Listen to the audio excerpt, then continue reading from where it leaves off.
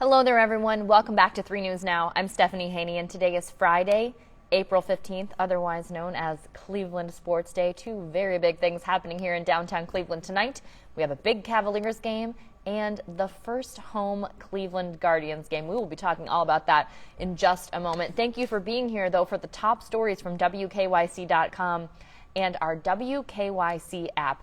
This is the show where we talk about the stories that matter most to you here in Northeast Ohio. These are the stories that you are clicking on, reading, and sharing. So basically, these stories are all selected by you for a rundown of what is topping our website and our app today. Let's start with the story from our 3 News investigative team. We are now aware that a Middleburg Heights surgeon is facing discipline for alleged sexual misconduct with a teenager from over a decade ago.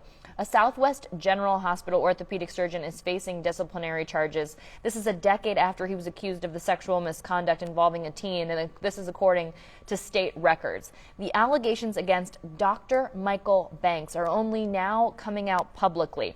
3 News Investigates has learned that hospital administrators have been aware of the allegations ever since the girl, who was 17 years old at the time, first spoke to police. This was back in 2011. Banks, however, was never charged criminally, but did reach a financial settlement with the girl. That's according to police. Now, the case against Banks is coming out now because dozens of cases are being reviewed by the Ohio State Medical Board. This is after there was a lot of criticism over sexual abuse claims against former Ohio State University athletics physician Dr. Richard Strauss. That's the situation that we're looking at now. Now, in 2019, Governor Mike DeWine ordered a medical board review of previously closed cases of sexual assault and impropriety against doctors. So the board identified more than 1,200 sexual impropriety cases that had been closed, and it's targeting 91 cases that they are now calling active sexual impropriety investigations. And Banks is one of 2 doctors who have so far received a disciplinary citation, with the hearing now set for September for Banks's case. Now, news of this hearing, when it was received by the girl's aunt, was received in an approving manner from her. She was very happy to get that news. The aunt is the person who first reported the case to the police. She said it's about time to WKYC, and she said that at the time her niece wouldn't reach out to anyone and that she was very shy and was wondering how someone could do such a thing to an innocent young girl. So if you're wondering exactly what the situation was, here are the allegations. The allegations are that Dr. Banks directed the 17-year-old girl to take and send him obscene and nudity-oriented pictures of herself, and also that the doctor engaged in sexual activity with the child. Now, these allegations, as they are stated, that would be a felony in the state of Ohio. 3 News is not naming the aunt to protect the identity of the niece, and we were not able to reach the niece for comment. We were, however, able to reach Dr. Banks' attorney, Victoria Vance, and she said this: as the Ohio State Medical Board has chosen to now examine this decades-old matter out of respect for the work and authority of the board, Dr. Banks will make no further comment until the conclusion of the board proceedings. You can see more on this from our 3 News investigative reporter, Lena Lai. That's on WKYC.com. And today in West Salem, people are remembering firefighter Philip Wigal. The West Salem community gathered today to celebrate the life of this firefighter. He was a lieutenant with the Town and Country Fire District, and he died this week when he was hit while working at the scene of a crash along Interstate 71 in Wayne County. Those funeral services started today at 10 a.m. inside the Worcester Church of the Nazarene. We did stream coverage of his funeral. You can see that on WKYC.com. His mom had a beautiful sentiment at that ceremony. She said that she is grateful to be his mama and that she will love him forever and always. Our thoughts are certainly with the family and the many colleagues of Lieutenant Wigal today.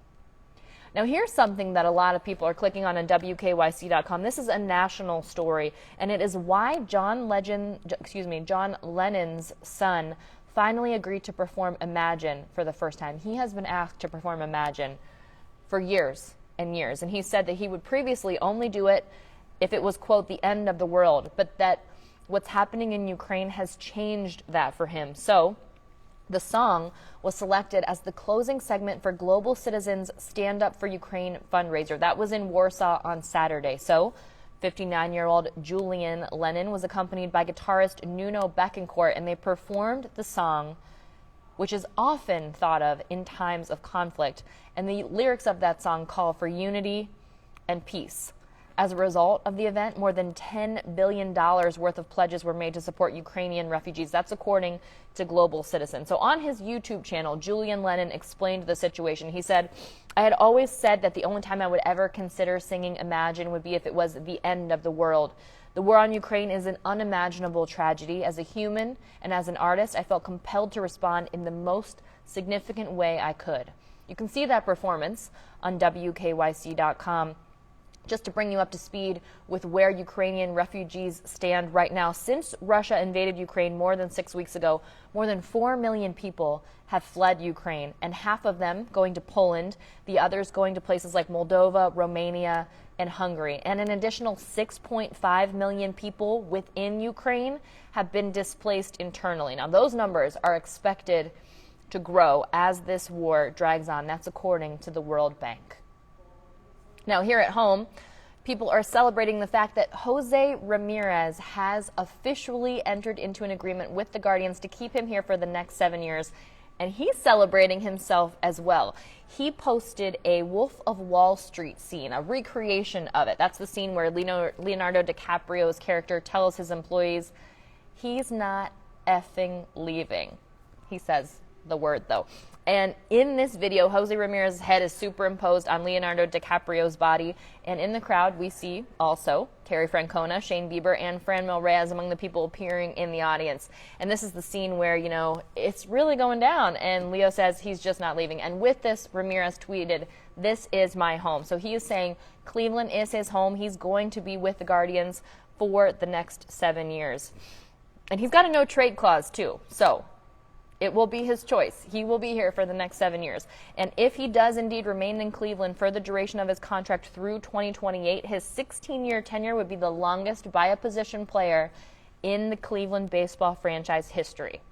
And this deal was made official just over 24 hours before the home opener at Progressive Field tonight when the Guardians are taking on the San Francisco Giants. So the deal is reportedly worth a franchise record of $141 million, including a $10 million signing bonus in 2022 and $105 million in new money over the final 5 seasons. When the Guardians made the announcement, they tweeted, "J-Ram is staying put," and they were very excited about that. It seemed like this deal was not going to get done when there were some snags in the negotiations, but eventually The Athletic's Zach Meisel reported that Ramírez himself talked to his agent and said, "Get it done."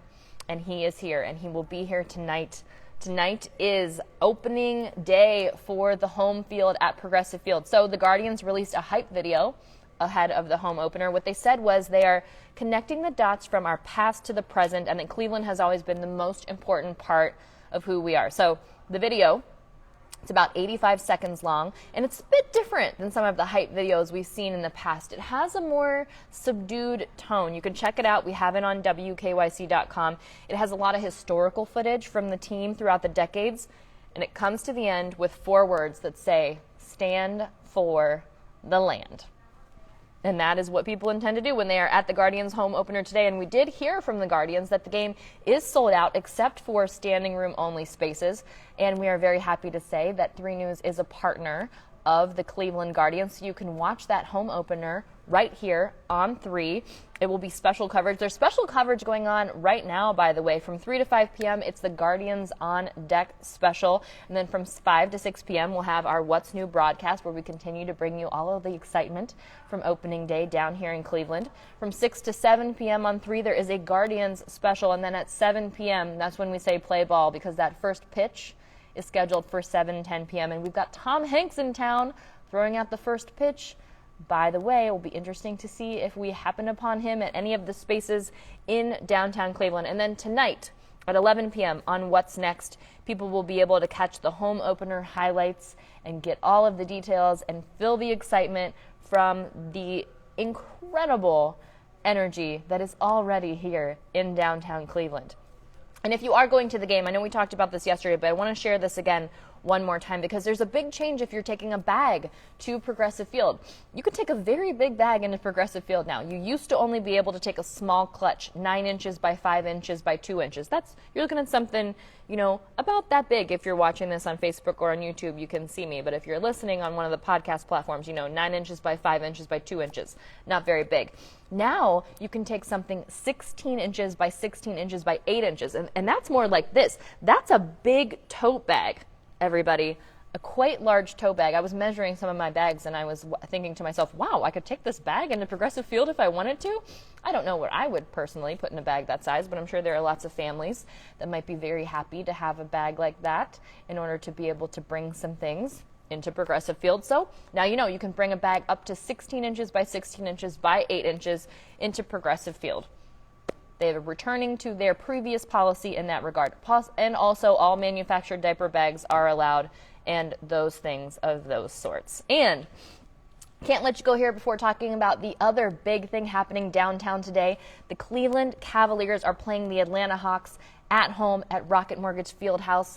That jump ball is set for 7:30 p.m. So just shortly after the first bats are swinging in Progressive Field, we will see the Cavaliers fighting for their chance to continue on in the playoffs. Now, this is a true win or go home situation for both the Cavaliers and the Hawks. Whoever wins this game will then head on the road to Miami to the first round of the NBA playoffs for that series. So obviously, lots of excitement here in downtown Cleveland today, and we will keep you covered on all of it on WKYC.com, our WKYC app, and on TV on 3. So make sure you stick with us. Check all of our social media channels. We're WKYC on Twitter. We're WKYC3 on Instagram. We're WKYC Channel 3 on Facebook. Find us there for all the latest on everything and the excitement happening here in the area today. It's a great day to be a Cleveland sports fan. All right, everybody, have a great weekend. Have a wonderful holiday. If you do celebrate Easter, if you do celebrate Passover, have a wonderful holiday this weekend. And I will see you back here on Monday on 3 News Now.